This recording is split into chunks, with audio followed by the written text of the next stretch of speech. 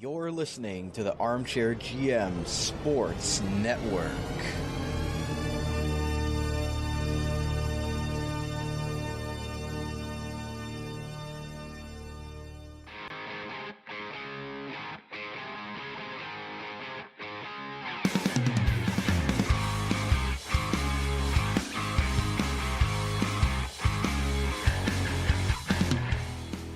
This is Rod Mahood, your in-game voice of the Niagara IceDogs, and you're listening to the Dog Pound Podcast on the Armchair GM Sports Network, your podcast source for all game analysis, team interviews, and up-to-date news regarding the Niagara IceDogs. Welcome in, ladies and gentlemen, to another episode of the Dog Pound Podcast, the official podcast of your Niagara IceDogs.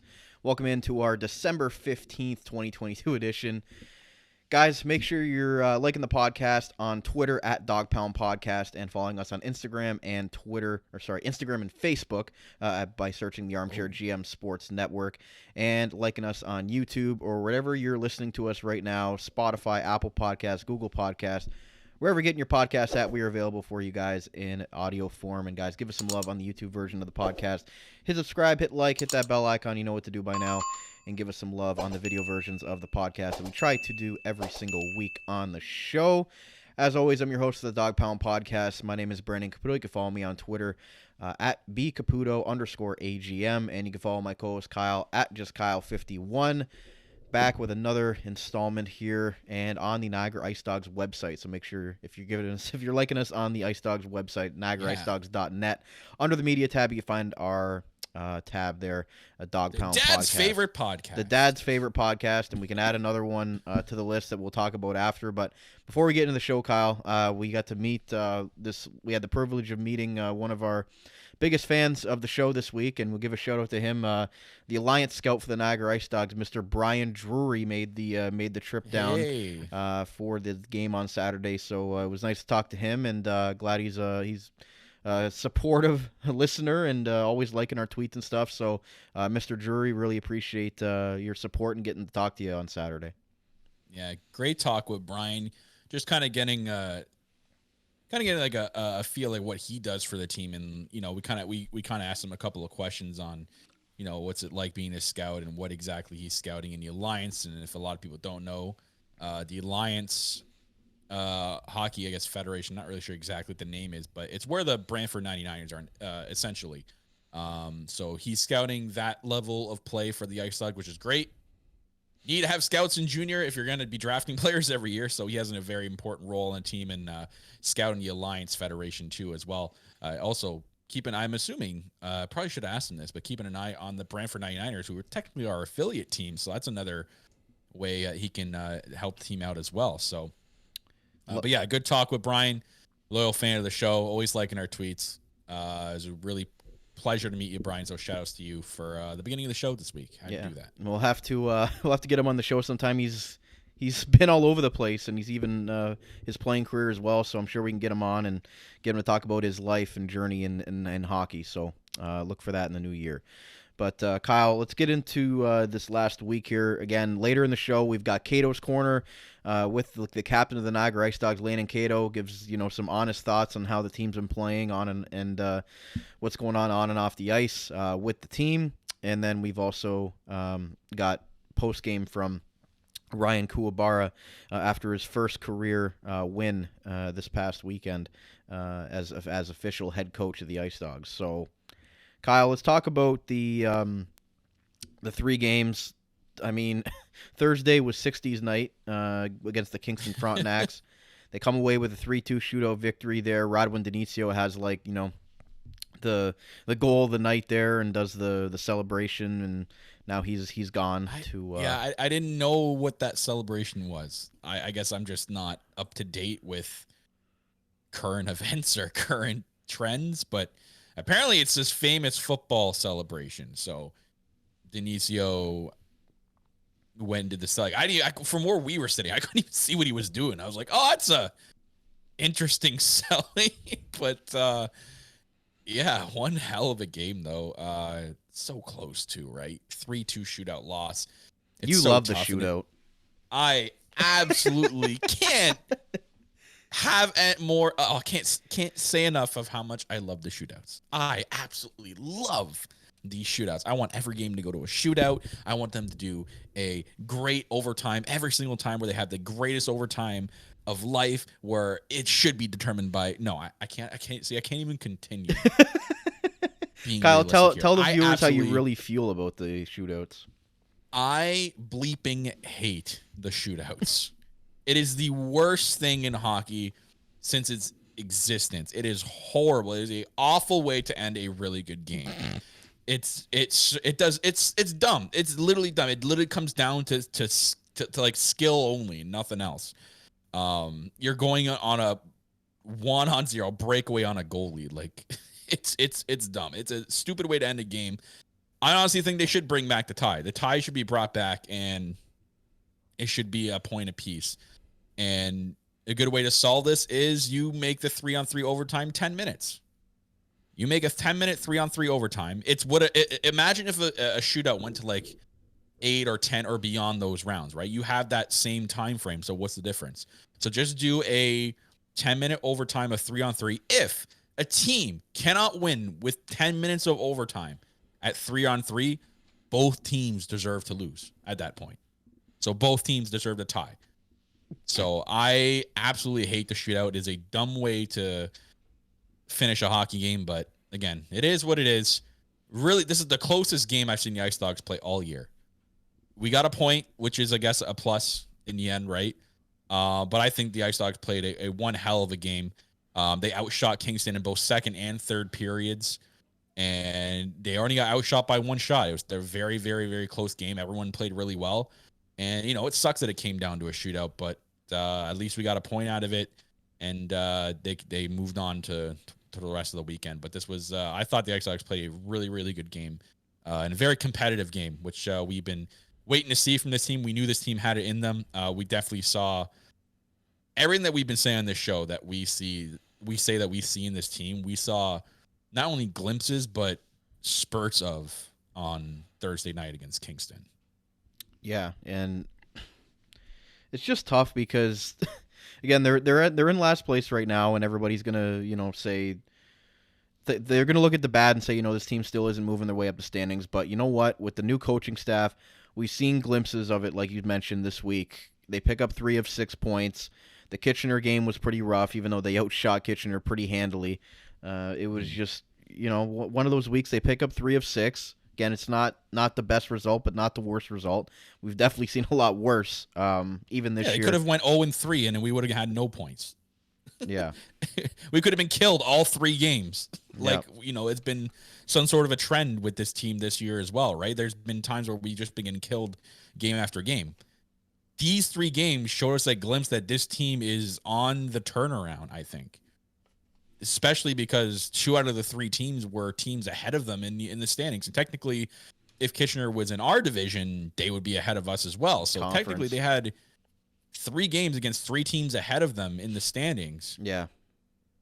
And had, although they lost 5-1 against Kitchener, you said it best. They outshot the team 43-33. It was just one of those games where they ran into a solid goalie who was the number 1 star of that game. Marco Constantini. He's a good goalie in his league, one of the best in the OHL, if not the best in the OHL at the moment. The OHL championship goaltender from the Bulldogs last year. Exactly, and they got stars like Philip Messer and Francisco Pinelli. Like they are a solidly built team, Kitchener, regardless of whether they are in the standings in the West. They should be doing a lot better. Like their record does not reflect what they should be doing as a team. And sometimes that happens. You run into a hot goalie. He stopped 42 of 43 shots. Like, what? Like it's not like he only had 10 shots on net the whole game. IceDogs put 40+ shots on him, and it's just one of those games. This happens. This happens to good teams. This happens to the best team in the league. The IceDogs outshot a team again, which is becoming I'm happier that we're saying that at more of a regular basis here because. I mean, coming into a couple weeks ago, what did they outshot a team like once this year? It's been pretty bad. So the fact that we've been seeing some growth here, and especially under their 3rd voice of the season, which isn't, an easy thing. We'll get into the discussion about that later with Landon Cato. But like with all the moving pieces and stuff, like you can finally see that this team, if they have a full lineup, what they're capable of doing. I know Rodwin Denicio he's not going to be in the game this Saturday because he's gone off to the World Juniors for Team Swiss, but I like the way that they're responding right now, and it seems like they're really trying to buy into this new head coach and Ryan Kuwabara. And it seems like he's got a vision of how he wants this team to play, and even with the assistant coaches like Jeff Angelidis and Brandon Shaw, and even Doc. Like I feel like they're cohesive in what they are trying to accomplish as a coaching staff and trying to put these guys in the right positions to be successful right now. Exactly, and then look what it led to out of those two tough games. So like the tough game obviously against Kitchener, but the even tougher game I thought was against Kingston, where they battled it out to a shootout loss, which was like a very, very, very great effort by the IceDogs. And look, they go into Saturday. Mississauga's in town. Mississauga has been struggling as of late, but are a team ahead of the IceDogs and have proven they've beaten the IceDogs this year. So it was a game that was a really big Saturday night game, and the IceDogs went to that game and they battled through to a 2-1 victory, and they had the lead up until the third period. I know it was 1-0, but the IceDogs held through all three periods. Yeah, they got outshot 44-27. Not the greatest thing to see in the world, but what matters most is the scoreboard. They won 2-1 against the Steelheads. Owen Flores having another solid night. We saw him had a really solid night on Thursday, but then goes into Saturday and stopping 43 of 44 shots. Like, he was absolutely incredible. Ended up getting the performance of the week from the OHL, which was much deserved, but he looked incredible, I thought, in that game. He was the one that I know, like, there were some players that looked good as well in that game, but Flores stole the show, and he won that game for the IceDogs. It's almost like it was karma, good karma for them after what Constantini had done to them the night before in Kitchener, right? And then their goaltender in Flores steals them a game on the Saturday, and that's 3 division wins as of late. They beat Barrie, they beat North Bay, and they beat Mississauga. And I know Mississauga was underhanded. They didn't have Ethan Delmasher or Owen Beck. They were both away at the Team Canada's World Junior Camp. Beck's coming back. He was actually sent back, which was surprising to me. Delmasher made the team, but still, again, this Mississauga team, like you mentioned, they've been slipping big time lately, and they were ripe to be beaten, and the IceDogs took advantage of it, and that's a big win within your division. They've been picking up a lot of points lately, 6 points within the division in their last 4 division games. They'll have another chance for that against Sudbury and a chance to get redemption of them from that horrendous game a couple weeks ago. But 3 of 6 points, Kyle. I mean, again, it could be a lot worse, but I'm definitely optimistic from even the loss against Kitchener, and then picking up they could have easily came away with 4 points if they pick up the shootout win, which I know you love. But again, we could be sitting here talking about 6 of 6 right now if things go a little bit better and a bounce here or there goes in. Yeah, things could be, you said best. Things could be a lot worse, but again, at the same time too, don't want to take this possibility out. Things could be a lot better. They could have gone in and won all 3 games, and we could be sitting here saying like IceDogs with some crucial 6 points. But at the same time, 3 out of 6 isn't bad either. Again, I think it could be a lot worse factor plays a little bit more just because of how the season's been at this point right now. You're going to lean heavily on that side of things, and the IceDogs pulling through, I think, with a strong 3 straight games too, like one back to back to back. Yeah, 3 nights in a row. With travel in between. So, I think it was a very solid performance by the IceDogs in all 3 games. Everyone looked pretty good. We saw a glimpse of Michaud actually looking excellent out of all 3 games. I thought Michaud had a very good showing, scoring 2 goals, once in the Thursday, one in the Saturday game.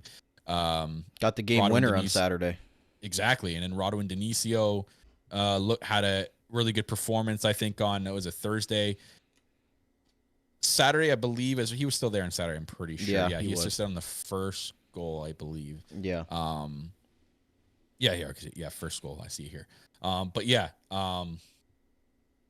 He's going over to the camp for Team Switzerland, so good luck to him. And now IceDogs kind of find themselves in a little bit of a dilemma now, which kind of is going to be interesting, at least even for this Saturday.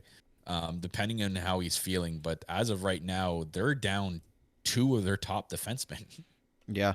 So Landon Cato and Denisio, who's going to be gone because of the World Championship, that's two crucial defensemen on the team down. So we're still waiting. We're still waiting for Wysick. Yeah, who we've talked to a few times. He's really close to coming back. Can't wait to see the kid come back. But now they're going to have to be heavily leaning on, obviously, Keane to lead the defensive core back there with Jesus and Rebo. And then you got the LeBlanc to follow suit there to help in as well with Van Netten. With Van Netten. So then, you're going to have to call someone up, I believe, or run with 5D. I'm not really sure what the exact plan's going to be, but we'll see on Saturday. We've seen it in the past that they'll run with 4 or 5D. So to me, that wouldn't be that shocking because we've seen a lot of things happen with this team over the last year as far as lineups go. So I just hope they look at calling someone up because I'd rather them have someone up than their defense just be ran tired the whole game. Right? Yeah. If you're trying to make a comeback here and you're trying to turn the season around, you don't want to do it with a depleted lineup. Yeah, and you've called up Brunko before. If they call him up or somebody else up from the 99ers, I'm not too sure. But we'll have to wait and see what happens when the lineup comes out on Saturday. Again, it's their only game of the week, so at least it's only one game for now. And they'll have some games after Christmas, but this will be their last game until Christmas Day. And then they'll I think they start back up on the 28th, I believe, against Hamilton. But here are the stats of the week from the IceDogs. Michaud, 2 goals. Denisio, goal and assist.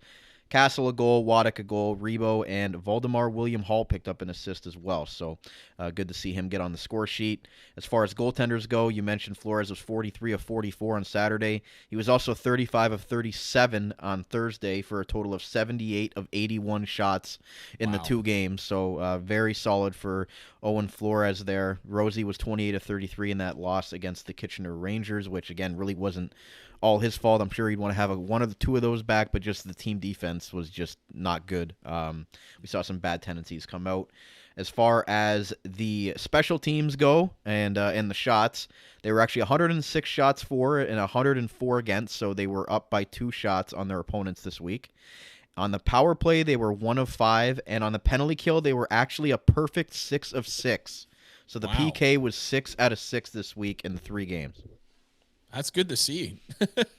That's really good to see. I know, we always talk about them improving their power play, but at the same time, if they could be a nice penalty killing team when we've seen this team get into penalty trouble a lot this year, that's good to see. But I'd love to see that, less penalties killed and more power plays capitalized on. Agreed. So let's get to our post game on Saturday with the head coach of the Niagara IceDogs, Ryan Kuwabara, after his first career win as an Ontario Hockey League head coach.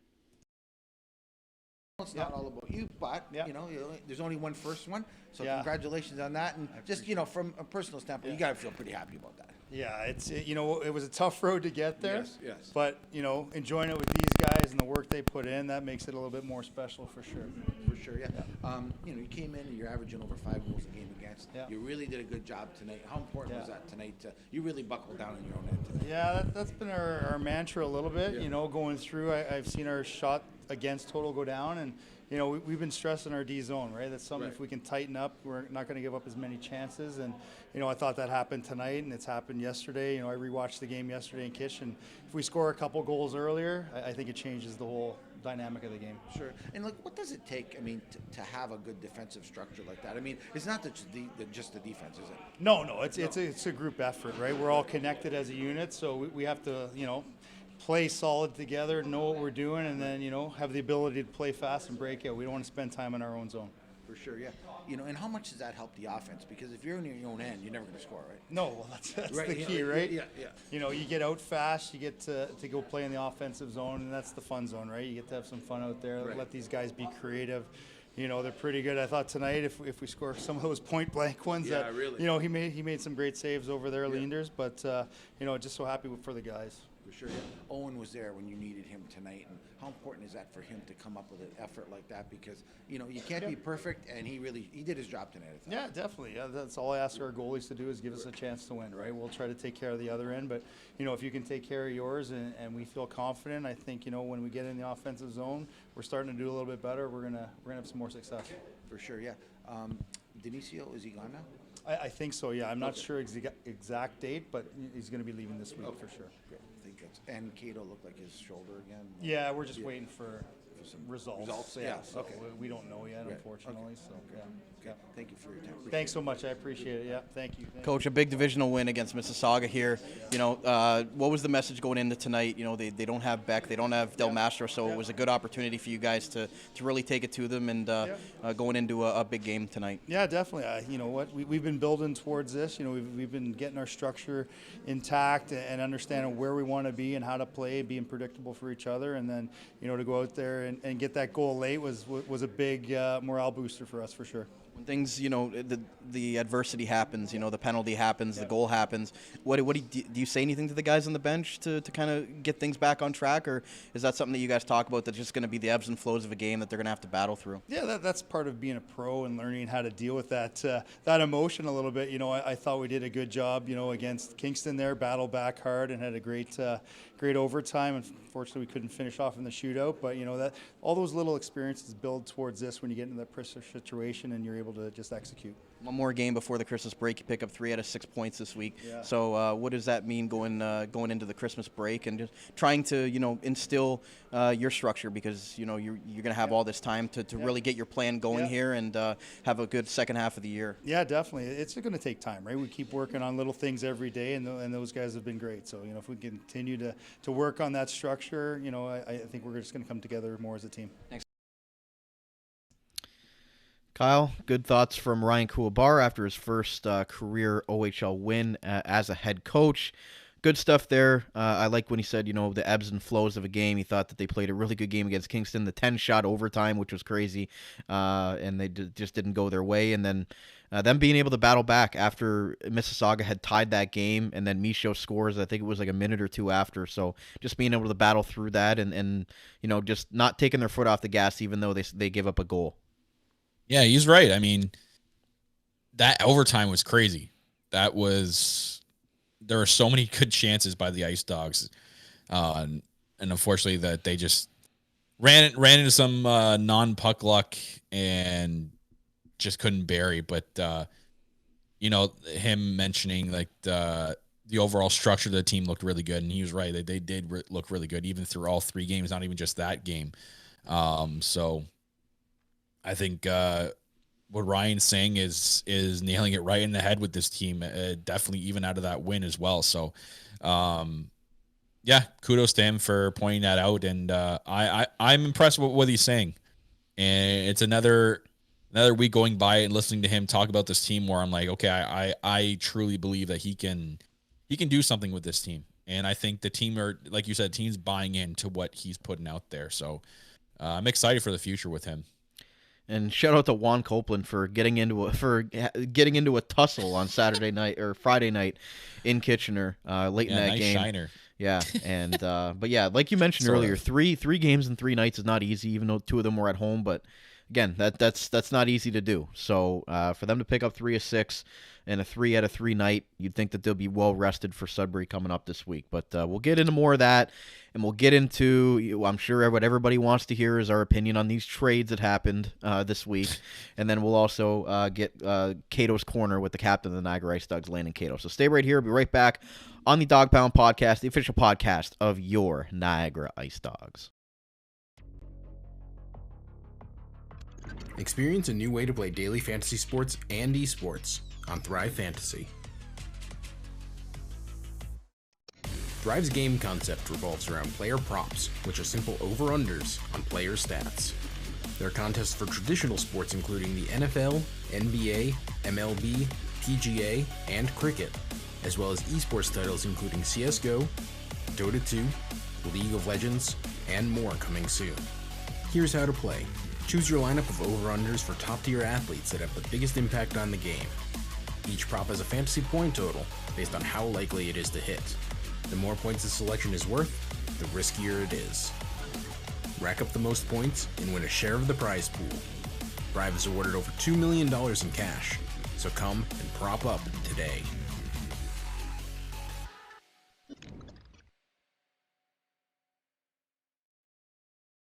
You're listening to the Armchair GM Sports Network, the Niagara region's best local source for North American sports podcasting coverage. By sports fans, for sports fans.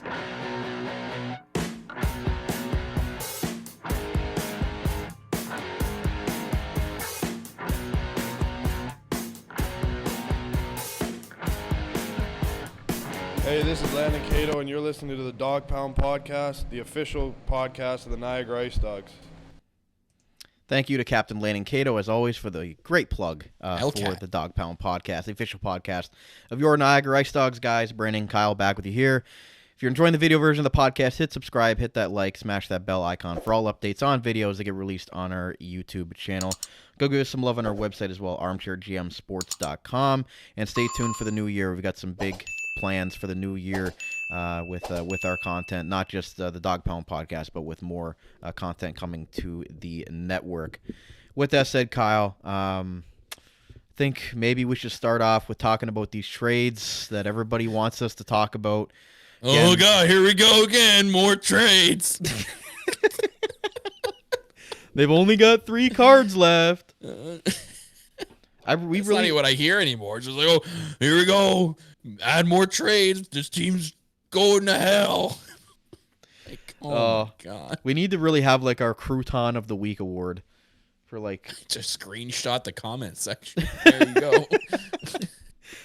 Anyways, so again, regardless of how we feel about the players involved, again, like this is what the team decides that they need to do to get better. If that's trading for draft picks, if that's trying to acquire a player, which they ended up doing both this week. So if you guys are following along in the video version, I put the trades up on the board with the great graphics that Kyle made for the trades.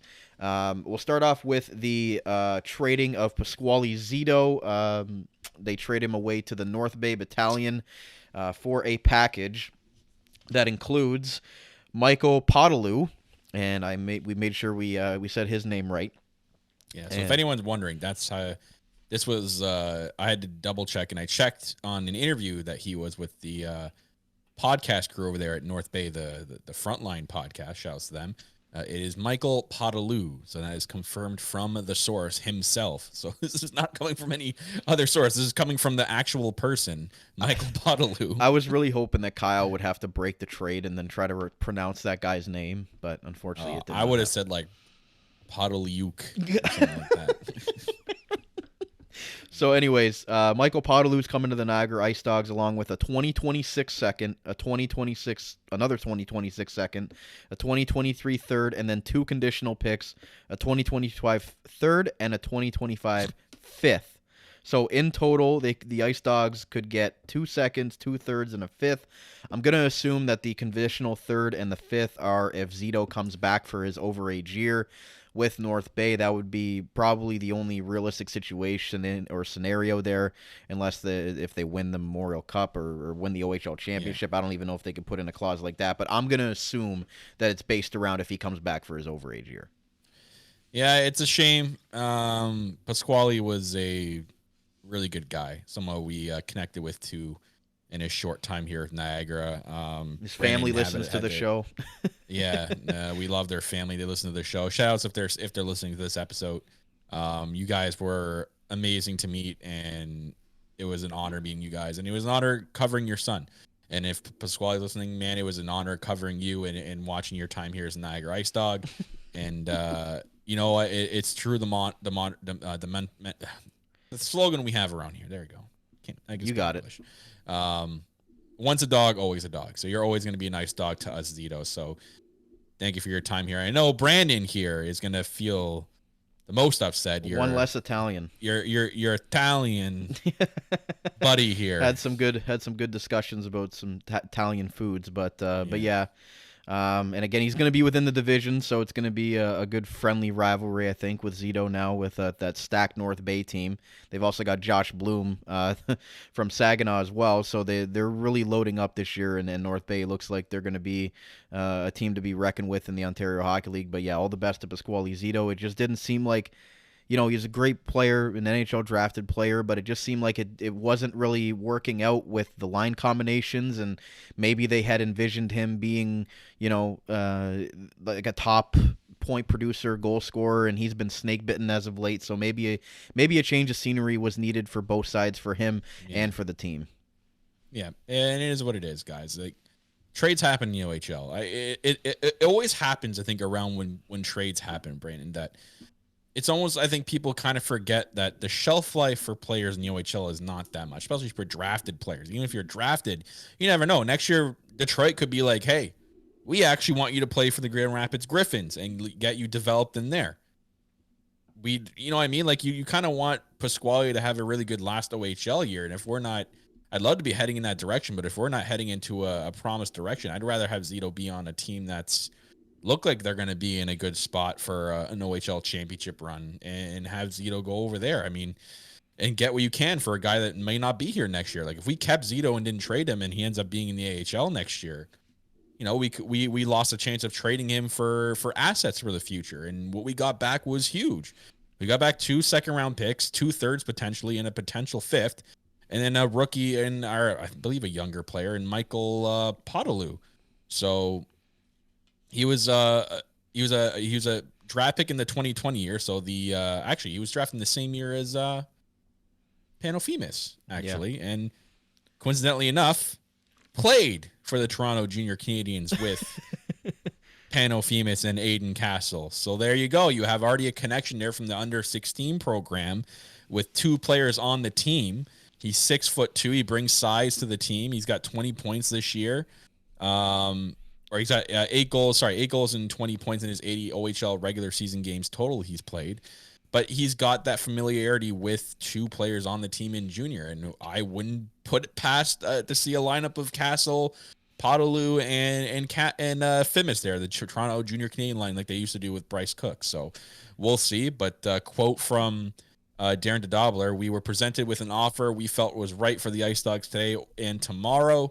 We are losing a great player, but returning a great player as well as picks to help us with our build. So, and again, you got to look at Podolou too. He was playing bottom 6 with that North Bay team. Like, what much opportunity do you think that he was going to get points wise with how loaded their top 6 forward group was? So I'm not really going to look at his point total and really like make a determination on that, because I want to see what he does, like you mentioned, with a connection here with some of his former teammates, and if he does get an opportunity in the top 6 at some point, what he might be able to do. But they end up getting more for Pasquale Zito than they had originally traded to Windsor at the beginning of the year. Yeah, that's an also big thing to look at as well. We got more than what we actually paid for Zito, so I think it's a win-win in a way for both teams. And you know, again, it sucks, but it is what it is. It's still life in the OHL, and we got to roll with it. And no use in fretting and sitting in the past. Let's see what Podolou can do, and maybe maybe he sparks something with this offense. Maybe what if he plays with Castle and Fimis, and that line just starts going like crazy. You know what I mean? So we really don't know. So Darren doing a good job restocking the shelves with the picks and helping us build towards a future. And you got to remember as well, like, we're still paying for draft picks, I believe, in this year and next year. I think it's the ending next year. The Drayson Robertson trade, we're still paying picks for. And that was a massive trade, if anyone forgets. Yeah, and so many years Joey Berg in traded advance. picks up until 2023. So this is good. This is a good thing. And here, let's get the croutons all together for one big, one big argument here for them flipping this trade and deciding an hour later to go and acquire Zachary Lavoie and give up a 2025 second, a 2026 second, which were 2 of the trades that they got from London in the Sam Dickinson deal, a 2024 third, a 2026 third, and a 2023 fourth. Again, people are going to say, well, why did we flip all those picks and then end up getting a player that's equal or lesser value? I don't look at it that way. I think Zachary Lavoie is a very, very good player. I don't think he's reached his full potential with the Mississauga Steelheads. We saw him score a hat trick against the IceDogs in the opening game of the season this year when Mississauga was in town. And I really like, him coming in as a right winger. I think he's going to really take off for this team. I think things got a little bit out of hand there in Mississauga. Maybe you wanted to change of scenery, but I like him. He's a 2004 birth year as opposed to 03 with Zito. You know, they have that extra year with him. I really think that Zachary Lavoie can pay off in the long run, and we could be looking back at this trade and saying, you know, they gave up a lot of picks after flipping them after what they had just gotten for Zito, but you know what? I don't mind this move. I think Lavoie is a very, very good player, and I'm interested to see what he does, and probably playing top line on this team. A lot of people forget, and this is, first of all, I want to say that I really don't know why Mississauga made this deal. From what I gather from the Mississauga side of things, this was their best rookie on their team, and people are very confused as to why they traded away Zachary Lavoie. So if we were able to get this deal, I am happy we traded for Zachary Lavoie, and he is looking like he's going to be a pure goal scorer. And to add to his pedigree, if anyone doesn't know, he is centrally ranked this year. He is ranked 1 something, I believe. So he could be, I think that's like between a 5th and a 7th, somewhere in that range. But he potentially could be drafted this year into the NHL. He was also a first-round pick in the same year, again, as Pano Femis, as Aiden Castle, and Andrew LeBlanc. Pano Femis was 2nd. Lavoie was 7th, Castle was 13th, and Andrew LeBlanc was 17th. So we have 4 first-round picks from that 2020 year on this team now to build around. So yeah, I think this was a great trade. We didn't necessarily flip the same picks that we just got. We did trade other second-round picks we had on the shelf and third-round picks, specifically the ones we got for Sam Dickinson, which in the end, London ends up being a good team every year. Doesn't matter what year it is. London ends up being a good team. Their second round picks are going to be extremely low. They're going to be bottom of the barrel second round picks. The seconds will be basically thirds, and the third will basically be a 4th. So I think this was a decent trade.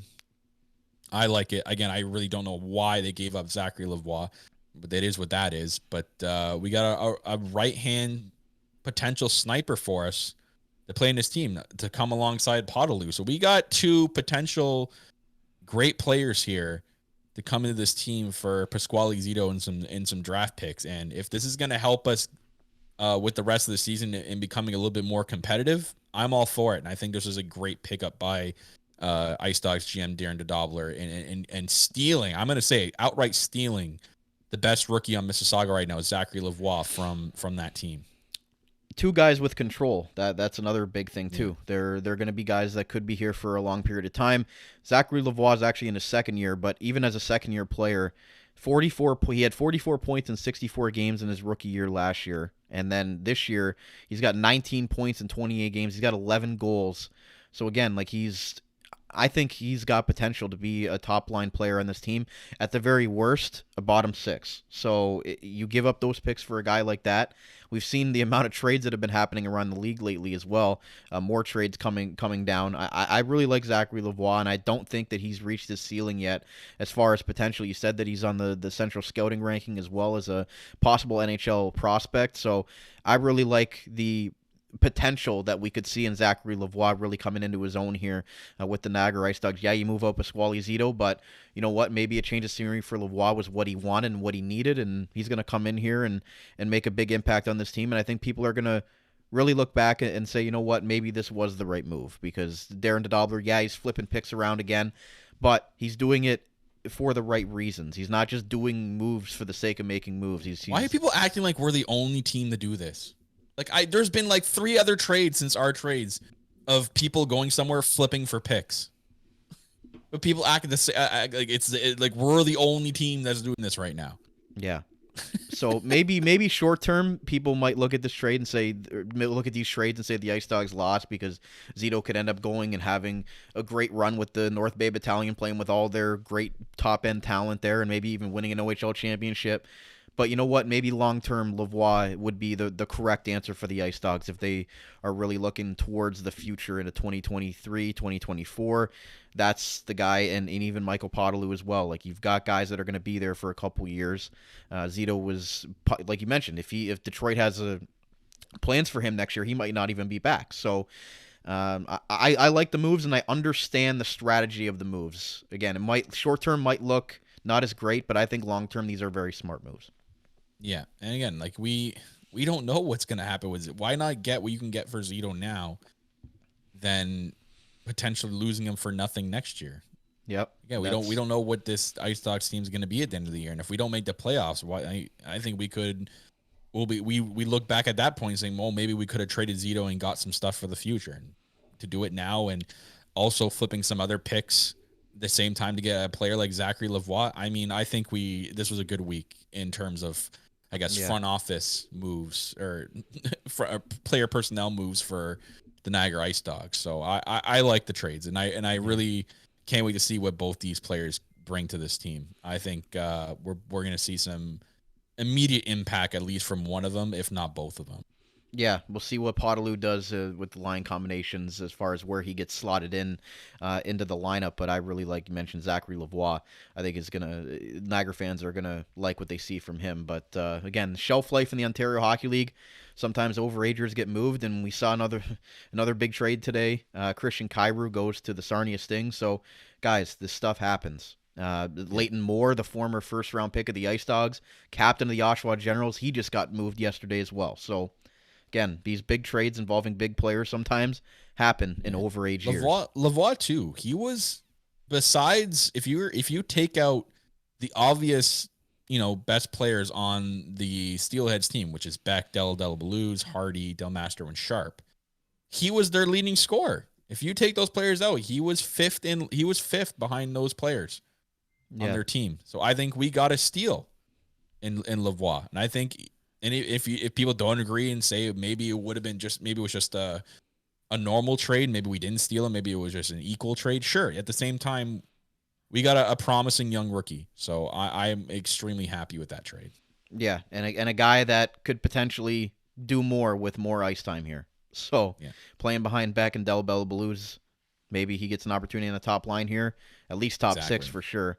We'll see where that goes. But second-year player for Zachary Lavoie, a couple years of control left for the IceDogs, so I really like that aspect of it as well.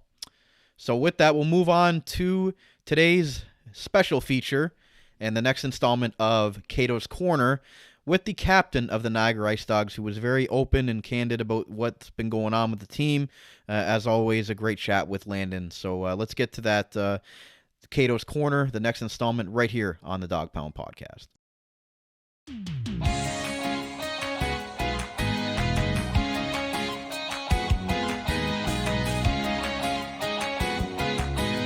Joined on the next installment of Cato's Corner with the captain of the Niagara IceDogs, Landon Cato.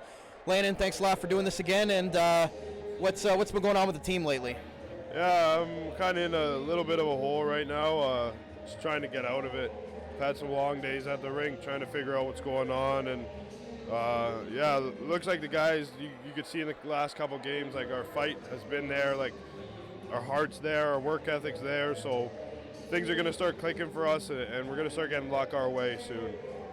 Speaking of luck, I don't know if somebody could run into more bad luck than you have this year. You get the captaincy, you've been in and out of the lineup, with a bunch of injuries, you're playing through it, you're a warrior out there. Just how hard is it, and how have you tried to keep yourself level-headed? Because it's just been so many ins and outs of the lineup for you to be able to still want to be a positive influence on these guys, even though you're not in the lineup sometimes. Yeah, I think the biggest thing is realizing that, like, when you have the C and when you're the captain, it's not just about you anymore.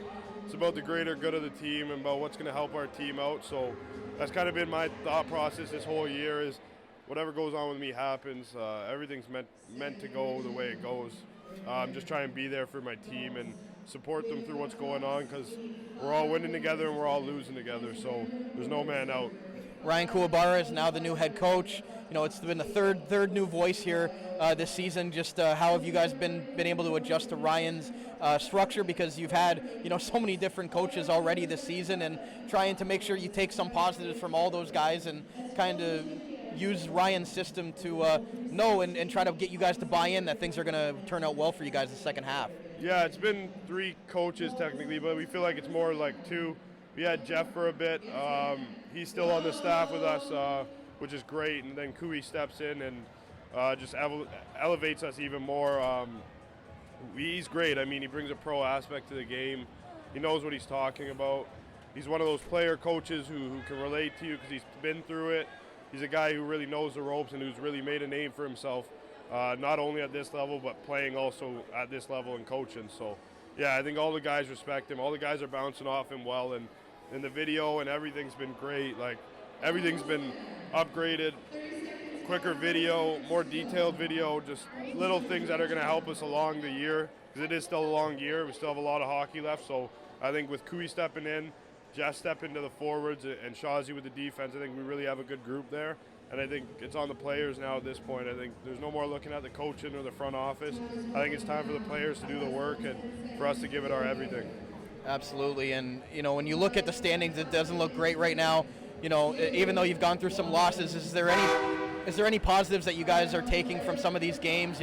Being able to outshoot teams, that's a big one because that hasn't gone your way. And are you guys trying to find positives within even periods to kind of go along with, even some bad results at the end of the day, but trying to build pieces off of certain aspects of your game? Yeah, no, for sure. We try and take something out of every game, no matter what it is. Whether it's after the game, the way we bounce back, or whether it's during the game, something that we did in the game. But we try and take something little from every game we play in. I know that with some games that we're losing, it's been a bit tough, and guys maybe are trying to turn off their brains when we lose like that. But I don't know. The thing with us is inconsistency. So it's a bad and a good thing. It's something that we know, we've identified, so we understand that that's what it is, and it's something that we're working on every day to fix. So once we get our consistency down, I think everyone knows and everyone believes that we have a team in that dressing room, and we just need that little week of consistent hockey, the stretch of consistent hockey to bring the confidence up in guys and get guys going. You saw it in Kingston. We were down 2-0 going into the second, and guys were just pumped, still ready to go, and we come back at a point out of that game, which is huge. And then last night we outshoot Kitchener, which is even better. So yeah, it's been looking up in terms of shots and possession of puck, but hopefully we can keep that going. And you guys know, like, better than anybody what you guys need to work on. Just how important is it for you guys to have the good fan support? You had the Teddy Bear toss a few weeks ago. You had great attendance the last couple of weeks. Like, how important is that for you guys to have that positive fan support? And the negative's going to be there when you get the results aren't there, but having the fans come out and support you guys, just how much juice does that really give you? Yeah, it's unbelievable. I mean, Niagara's been one of the best places to play for a while, and the fan base has always been there. So it's great to see when we start winning games how the fans start coming even more. And I mean, it's just the whole atmosphere in Niagara, everything that they're doing right now for the team and for the community. It's great. It's awesome, and we love all your support, even through the ups and downs. It's really the biggest thing. That's what keeps us going. I mean, I know some organizations, when they start losing, it's hard to get them back because their fan base isn't as strong, but having a strong fan base is everything to us. We talk about it every day. We hate that maybe we're not doing the best right now because we're trying to be good for you guys, help you guys have a good season, and want to be in the rink. It's supposed to be a good place to play. We have a lot of players in there that want to show guys stuff, so yeah, hopefully this support keeps going, and then when we hit playoffs this year, hopefully it ramps up. And looking towards Christmas, you guys get that little break to reset. Is there anything that you guys are looking to do as a team to kind of recharge and refresh there for over the Christmas break? Maybe a Secret Santa or anything you guys are going to be doing to getting together and having some more team building? Yeah, no, we didn't do Secret Santa this year. We kind of more so just doing stuff together. So we're going to do like a little team get together after our last game against Sudbury. But I think it's going to be good for the guys, like to get away from the rink for a bit, clear your minds, really touch base with why you started playing hockey, those little things. And yeah, that should help the boys a lot. I think the reset's good, and the reset's what we need, honestly. Landon Cato, the captain of the Niagara IceDogs, thanks a lot for doing this, and have a Merry Christmas. And we'll talk again probably after Christmas and going into the new year. Yeah, thank you. Merry Christmas, guys. Captain of the Niagara IceDogs, Landon Cato, on another great edition of Cato's Corner. Kyle, very open and very honest thoughts from Landon Cato, good and bad. What were some of your takeaways from that episode? The fact that they, he mentioned that they know, their biggest thing is one of the biggest thing is inconsistency with the team, and that they're aware of it, they're self-aware, and that they know they need to fix it, and they're working on it, and know that once they come together as a team with this new system, with the new coaches here, that they know that they can be a team that what everyone knows that they can be, in a dominant team. So some good words there by Landon Cato. And I you know what? it does stink when you get into ruts like that, right? It's really tough to keep morale up.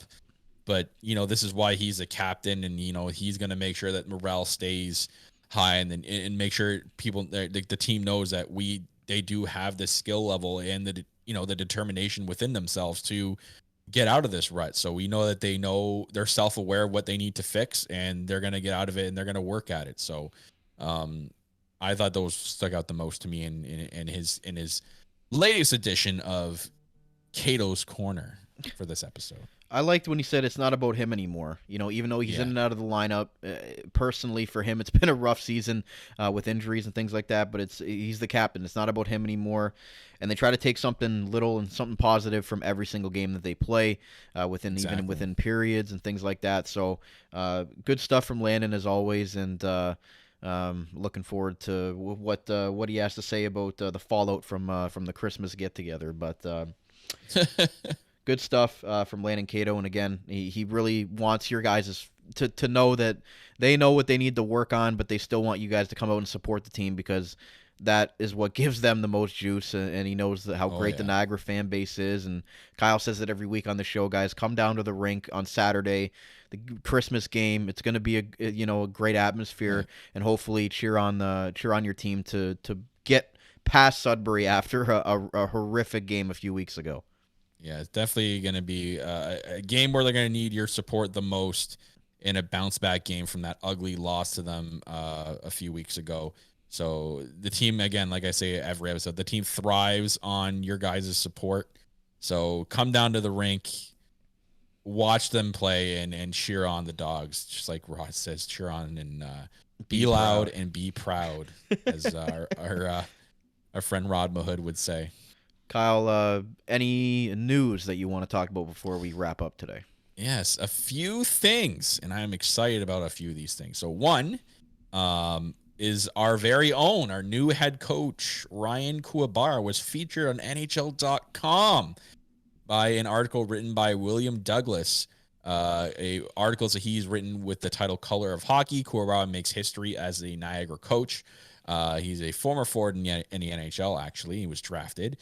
Becomes the first of Asian descent to lead an OHL team.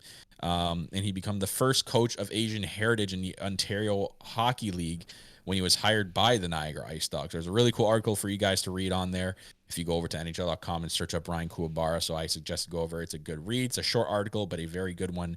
Nevertheless, written by William Douglas, who works for NHL.com. Also, the ice, this is pretty cool. So it's going to be happening at the Meridian Center in the new year. The PWHPA, if anyone caught the All-Star game of the weekend, I watched it, and it was really cool. It was down at the Canadian Tire Center.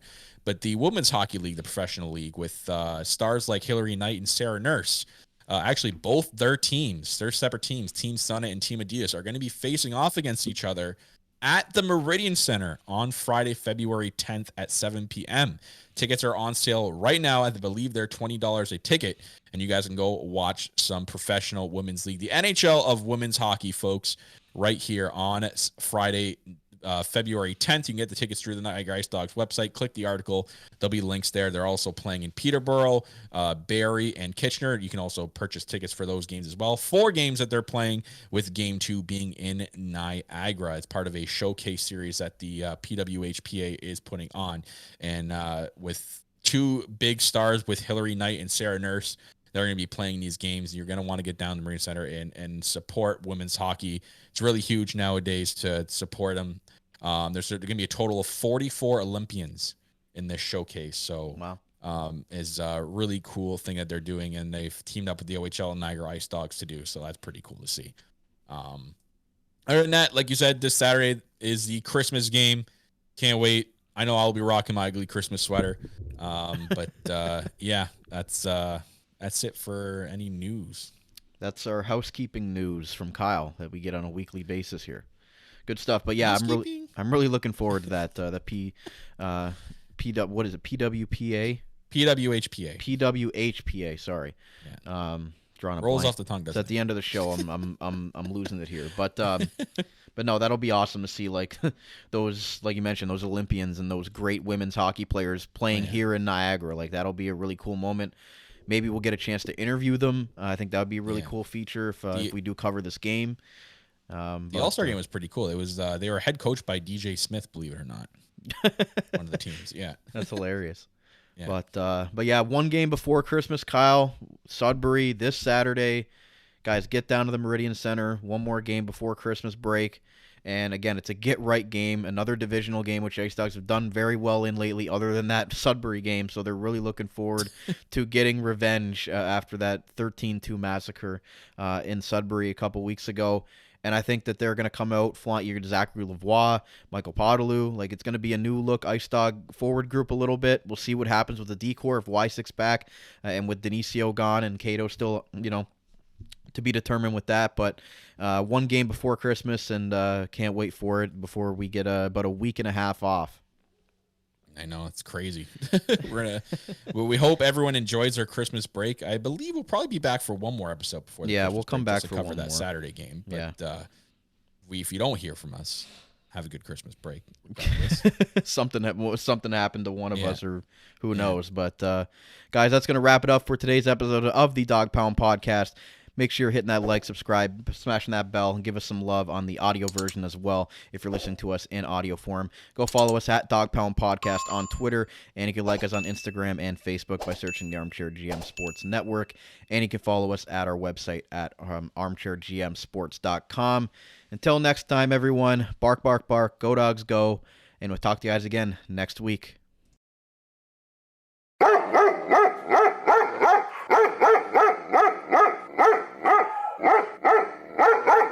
You're listening to the Armchair GM Sports Network.